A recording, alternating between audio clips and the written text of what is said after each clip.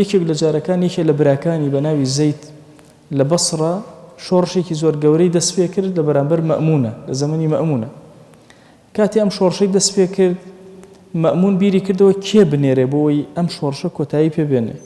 هات ئیمام ڕەزای نارد. ئیمام ڕەزا کە ڕۆشت وتی وەیلەکە یا زەید فعلتە بالمسلمین ما فعلت، ئەو تۆ خەریکی چیت؟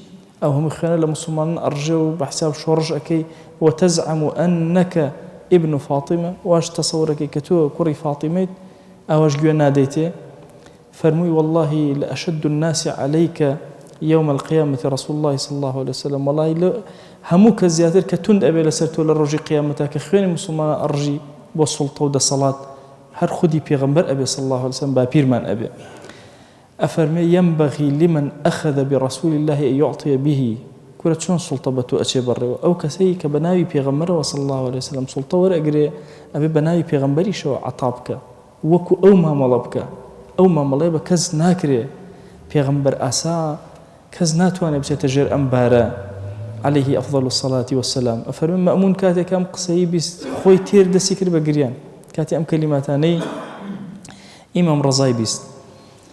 مأمون زور معجب بوا طبعا خليفة بوا كري هارون الرشيدة زور معجب بوا بإمام رضا. يعني إمام رضا كلو كساني ككاريجري زوري لسر سلطانة كان دانا بويا مأمون زور معجب بوا بفكري ببوشوني ببيركرنوي أو حتى جاري كان لخراسان خبري نار بو إمام رضا وتبابيت برو منطقي من وجيشي زور تايبتي خوي لقالنا بوي الشيعان للريا زوري بونهن شو كالشيعة في رقب لبين إخوانا لو كاتا هيان بو دجي أو بو لثوريا كان هيان بو لقليا بون وآل عباسي عينا عباسي كان كأم خوشي خليفة بو هر دجي بون بو يزور بنهني جاني أنا خراسان لا أو لقليا دانيش كان روجك بيكو وتي أي طبعا كتابي الشيعة زور باسي أم بابتين كردوا بهلا بوي أما يبقى دقيقي عرستان كم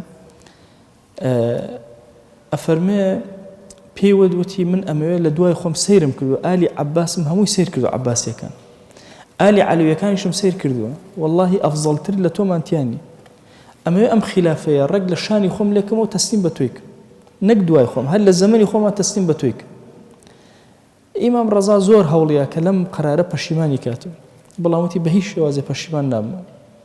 دواتر هەرچۆنێ بوو قەناعەتی پێکرد کە بیخاتە دوای خۆی تی بمخەرە دوای خۆت وتی نا هەر ناشەخەمە دوای خۆ لە زەمەنی خۆمە بێت تەسبیتی ئەو کارت بۆ بکەم. ئیمام ڕەزا زۆر ئینکاری لەسەر ئەم بابەتە کرد. فەرمووی گوێ بگرە ئەی عەلی ئامۆزام ئیمامی عومەر 6 کەسی دانا لە دوای خۆی. فەرمووی ئەم 6 کەسە ئەگەر هاتو نەیانتوانی خلافەت لە بینی خۆیانە جێکەنەوە بیان کوژن.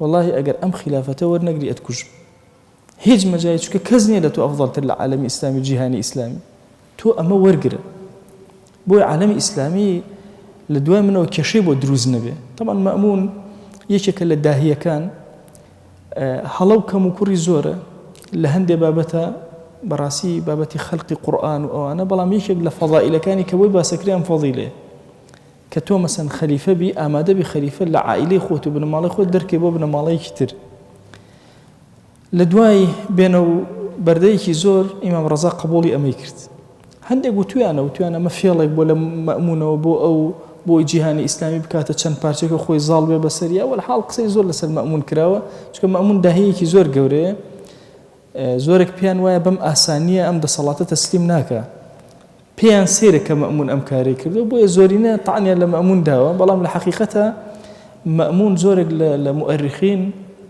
متى يأتي أهل إنصاف تيه ألان هر واقعا مأمون أم قراري دا چند برياري شي لبنايا دركر كدليل لسرعوي كم قراري الراز بولا قال إمام رضا يكيق لقرار كان طبعا عباسي كان جلي الرشيان لبرأكرت لدواي شهيد بون إمام حسين وعباسي كان جلي الرشيان لبرأكرت حتى خليفة كان يشان برياري داي تجلي صوز لبركن لم أخيرا أتنبيني أواني كالسيد بن لا يخومان بشتاني كالصوزيان أبستو أنا أساسكي لوهات وكا بنمالي علي كري أبي طالب رضي الله تعالى عنه هميان شتي صوزيان لبركن حتى مأمون خوي جلي صوزي لبركن وأمريكا كجلي صوز لبركن لخراسان ودسي بيكر سکە لێدرا بەناوی ئیمام موسای کاظم و بەناوی ئیمام عەلی ڕضا و ئەفەرمێ وهای لێ هات تەواو بە جیهانی ئیسلامیە بڵاو بووە و حتا لە خوتبەکانە خوتبە ئەدرا دوعا ئەکرا بۆ ئیمام عەلی ڕضا هەر لە زەمەنی مەئمون خۆیە. ئەم حاڵەتە 2 ساڵی ڕێکی خایاندووە، بەڵام لەم 2 ساڵە ئالی عەباس بەمە ڕازی نەبوو، بۆیە کۆمەڵە ئینقیلابات لەناو بەغایە ڕوویدا ئەو لە خۆراسان بوو دوور بوو، وردە بەغدا کۆنتڕۆڵ کرا، عێراق کۆنتڕۆڵ کرا، هیچ کەسێکیش هیچی بە مەئمون نەئەوت، چونکە هەرچیان ئەکرد جورئەتیان نەئەکرد بە مەئمون بڵێن کە عالەمی ئیسلامی لایەکترەوە تووشی گرفت بووە. حتا لە ئەخیرە ئیمام ڕەزا خۆی چووە لای پێی وتوتی کە گرفتێکی ئاوا و ئاڵۆز دروست بووە و تۆیان لابردووە لەسەر خلافت و ئال و خزمەکان عەباسیەکان مامی تۆیان کردووە بە خەلیفە کەسێکی تریان داناوە، ئیبراهیمی کوڕی مەهدییان داناوە، ئیتر ئێستا ئەو خەلیفەیە، تۆ خەلیفە نیت. بۆیە ئەویش بەمە زۆر ناڕەحەت بوو، بڕیاریدا بگەڕێتەوە بەرەو بەغدا. لەگەڵ کێیە؟ لەگەڵ ئەو کەسەی کە ئەم خۆی هەڵی بژاردووە بە خەلیف کە ئیمام ڕەزایە. پێکەوە گەیشتنەوە تووس. لە تووس طبعاً تووس قبری هارون الرەشید لە تووسە، قبری هارون الرەشید خەلیفەی عەباسی لەناو عێراقا نییە، لەناو ئێرانە، ئەکاتە منطقەی تووس. لە تووس لەوێ ئیمام عەلی یان ئیمام ڕەزا با بڵێن وەفاتەکەت. شیعەز وەکو هەموو دانەیەک لە ئیمام جەعفەری صادق و لە زەین العابیدینەوە ئەڵێن هەمومان بە هەموو ئیمامەکانمان بە زەهر ڕۆشتون، لەوی شەهروا ئەڵێن بە زەهر کوژرا و ئەوانە بۆی زاڵ بنەوە بەسەریا و ئەگەنا جیهانی ئیسلامی هەموو کۆنتڕۆڵ کردبوو. بە هەر حاڵ لەوێ وەفاتی کرد، هەر لە لای قەبرەکەی لای قەبری هارون الرەشیددا نێژرا. طبعاً مەئتەمێکی زۆر گەورە مەئمونی داگەر، چونکە زۆر خۆشی ئەویست، چەند ڕۆژێکی زۆر تەعزیەباری ڕاگەیان، حتا ئەڵێن بە پێی پەتی لە تەعزیەکەی ئەهات و ئەچوو ئەوەستە. ئەوەندە ماتەمینێکی زۆر گەورەی ڕاگەیاند و زۆر غەمێکی زۆر گەورەی بۆ ئیمام ڕەزا خواست. دواتر وردەوە دەدێتەوە بەغدا و کۆنتڕۆڵی بەغدا ئەکاتەوە و تەفسیلی مەئمون توڵ و تەفسیل. لێرەمە بەسمان ئیمام ڕەزایە لە تووس ئەنێژرێ. طبعاً ئەم تووسە چەند جارێک وێران کراوە.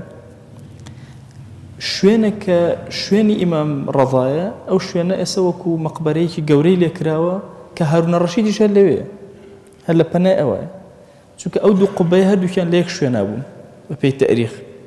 ئێستا شیعە لە شوێنێکی تر قەبرێکی داناوە وەڵێ وهی هارون الرەشیدە، ئەمەی داناوە هی ئیمام ڕەزایە. ئەو شوێنە ئێستا ناوی لێنراوە مەشهەد. مەشهەد کە لە ئێرانە تو ئێستا ABC یعنی مەشهەدی ئیمام ڕەزا، ئیمام عەلی ڕەزا. ئەم ئیمامەیە کە یەکێکە لە کیباری ئەهلی سونەت و جەماعەت، هیچ ڕەبتێکی بە شیعەوە و تەشەیعەوە نییە و پیاوێکی زۆر عەزیمە، مامۆسای ئیمامی ئەحمەدی کوڕی حەنبەل لە زمانی ئیمامی مالیکە فتوە ئەدا لە جیهانی ئیسلامی بە گەنجی، بۆ یەکێکە لە کیباری عولەمای ئومەتی ئیسلامی و یەکێکە لەو کەسانەی کە زۆر گەورە مامەڵەی کردووە، هەم لەبارە سیاسیەکە هەم لەبارە عیلمیەکە. مەئمون ئەوەندە متأثر ئەبێ بەمە، ئەفەرمێ إلى من أروح بعدك يا أبا الحسن. الله هم جاري لبرخوي كمشكلة يان خفتك بوهات أي تم لدويتو أي أبا الحسن أي إمام الرضا بو كيبرون روب كما كي